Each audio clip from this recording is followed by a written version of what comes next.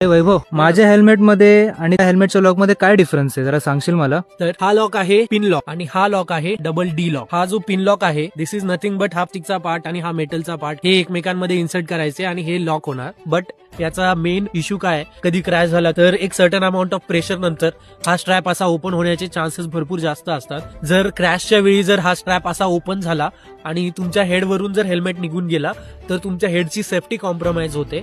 तर डी लॉकचं कसं आहे, D lock is nothing but mechanical force. आता तुम्ही ह्या दोन क्लिप्स आहेत, ह्या दोन क्लिप्सच्या मध्ये याला टाय करता, जसं आता इथे मी टाय करतोय, टाय केलं आणि आता तुम्ही कितीही याला फोर्स लावा हे ओपनच नाही होणार. आणि हे आपल्या जेवढी टाइटनेस हवी आहे तेवढ्या टाइटनेसने आपण ऍडजस्ट सुद्धा करू शकतो. या क्रॅश वगैरेच्या टायमिंगला हे मेक शुअर करतं की हेल्मेट तुमच्या डोक्यावरून साईडला होणार नाही. तर ऍट द एंड मी हेच बोलेल की don't compromise your head safety. लवकरात लवकर डी लॉक वरती शिफ्ट व्हा. पिन लॉक पेक्षा कधीही तुम्हाला डी लॉक सेफर आहे. टॅग करा तुमच्या अशा मित्राला जो अजूनही पिन लॉक वाला हेल्मेट वापरतो.